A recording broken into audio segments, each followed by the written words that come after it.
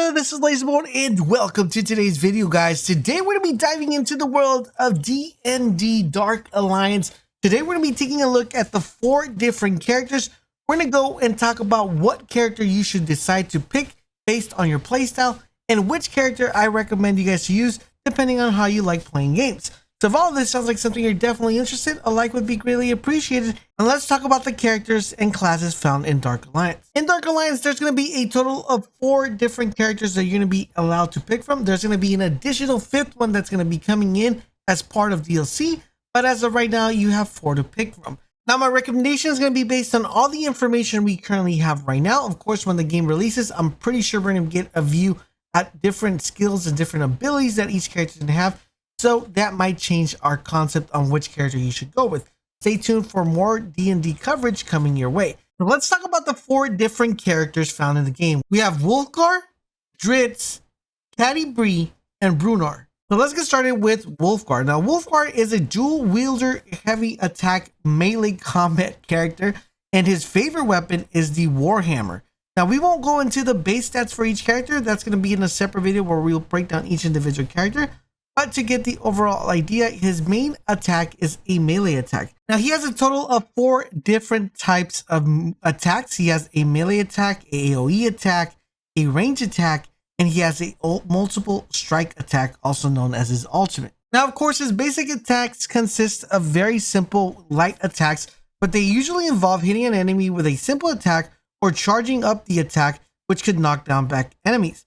These come with light attack. These are known like Heavy Launcher, Cross Check, Circular Smash, Guard Breaker, Shovel Back, and Fierce Attack. Now he also has some area of effect attacks. Now these attacks are pretty interesting because these also involve either spinning moves, like for example spinning in circles, or a radial attack that helps control the crowds or keep them away from actually approaching the enemies. These are the main ones that we know of, which is Air Closure, Elk Stomp, and Rage Spin. Now he also has range attacks, so he's not only subjected to only being up close with the enemy, he's able to do a lot of damage with a range, and these allow him to hit enemies at a farther distance. The ones he has available that we know of are the Aegis Throw, the Fierce Shockwave, the Aegis Fang Strike, the Knee Strike, and the Nail Basher. Now his main ability and his main ultimate are, he has 2 that we know of, which are called multi-strike attacks. These are the best moves you're going to want to use when using him because these are going to inflict the maximum amount of damage, and that is the Magma Summons and the Footsteps of the Tempest. Now, like I said, he is a very interesting character, and primarily if you guys are more into causing a lot of damage up close and being the one that kind of disrupts and destroys the enemy's armor as quickly as you possibly can, then Wulfgar is the character for you. You're going to be up close and personal and doing a ton of damage while wielding your hammer. You're not going to be as mobile, but you will be doing a ton of damage. Now, if you like to be fast, get a lot of crits, then Drizzt is the character for you. He is going to be another character you're going to be able to play in the Dark Alliance. Now, he has the preferred weapon are the 2 Scimitars, which are pretty much 2 dual wielding blades, which make him really, really crazy and allow him to actually get in there fast and easy, hit as much as you can. Just like the other characters, he comes with 4 different attacks as well. He has his normal melee attack, his AoE attacks, his range attacks, and his multiple strike attacks, which is his ultimate.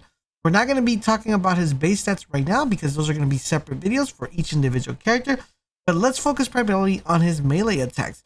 Now, his melee attacks are really interesting. They involve him being fast and speedy and quick as much as he can, and this involves him actually being very crazy. Now, he's able to get crits, like I said earlier, if he actually goes and hits enemies from their back.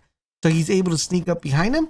But the moves that he has currently right now for his melee attacks, he has Light Attack, Double Launch, 1000 Stings, Closed Scissors, and Hit Punch.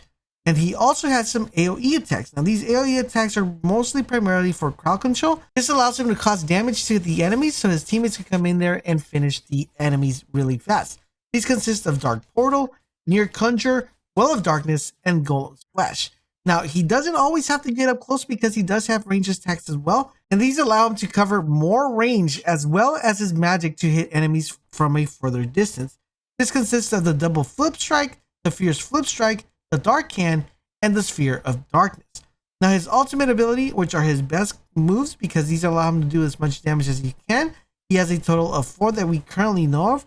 He has the Sliding Slice, the Fierce Parry, the Scimitar Slam, and the Aether Slash. These are going to be the ones you're going to want to make sure you use as much as often as you can to do a ton of damage. So if you like being up close, like to be fast and agile, like to be that rogue type character, and like to get some crits really easily and have the enemies fall at their knees without even knowing, then he is the character for you.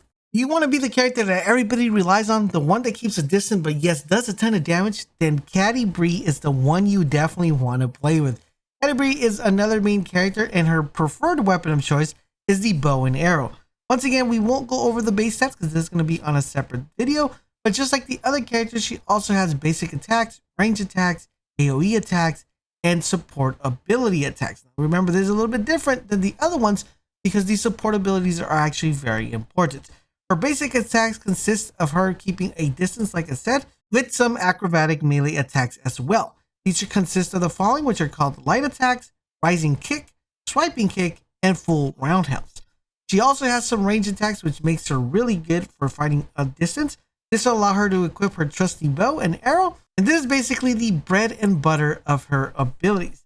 She has the following, which are called the rollback shot, the piercing shot, the knee shot, and the arcing arrows, which make her shine in offense.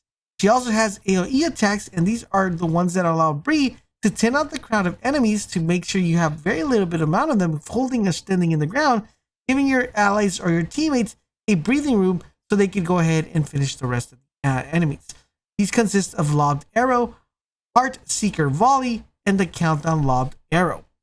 Now let's talk about her support abilities. Now these particular abilities is what makes her a little bit different, which allow her to assist her teammates in their adventure by healing them or trapping the enemies in one place. This consists of healing spirits, ensnaring strike, and resurrection. Yes, resurrection is actually pretty cool because you can bring people back to life. So if you're looking for a support class or want to be the main healer in your team and want to be the character that everybody wants to be a friend with, then Catti-Brie is the one you want to go with. Want to be the tank on your team? Then Brunar is the one you want to go with. Now Brunar is the cool looking character in this game.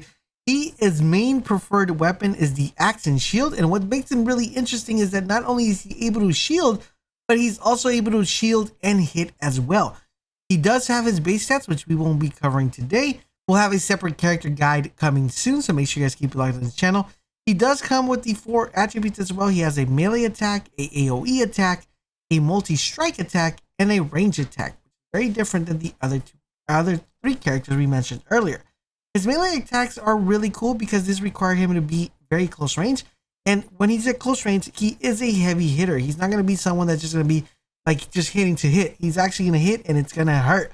Now, the cool thing about this is that he has the piercing combo, the light combo, the backhand spinner, the steel launcher, the blocking crusher, and the raising axe. Now, his area of effect attacks are what makes him stand out more than the rest, because these allow him to thin out the enemies and have the support on his teammates as well. Not only is he doing damage, but being supported as well. These consist of the War Song or the Clan Battle Hammer, the Stomping Quake, and the Anvil of Clangdedin. Now, one thing that makes him stand out is the multiple strike attacks, because these attacks actually allow him to hit multiple enemies at once, maximizing his true power and potential. These are the Rolling Boulder and the Frostwave Grind. Now, in addition to that, he doesn't want to get close. He's also able to do that because he has range attacks as well. Using these abilities allow him to kind of extend his range, letting him hit enemies from a little bit of a distance. This consists of the shield check and the lunging axe. If you want to be in the thick of things and you want to cause a lot of damage, but you want to be able to not only absorb the damage and also provide support to your teammates, then Brunar is the character you want to go with. Like I said, there are a total of 4 characters that the game will launch with. There is a mage character that's coming as part of DLC. So if these are not the ones you want, make sure you pick up one of these as we wait for the main mage character to come, the wizard that's going to have all the magic. Let me know in the comments section down below, who do you plan on playing as and why? And if you are going to be picking up the game, what system will you be picking it up in? Don't forget, we will be streaming D&D Dark Alliance very soon, so make sure you guys keep it locked in this channel for more coverage of Dark Alliance. If you guys did enjoy the content, make sure you guys drop a comment, drop a like, but most importantly, subscribe to the channel, turn on those notifications so you guys will make our Dark Alliance coverage. Thank you guys for watching, and I'll catch you guys on the next video.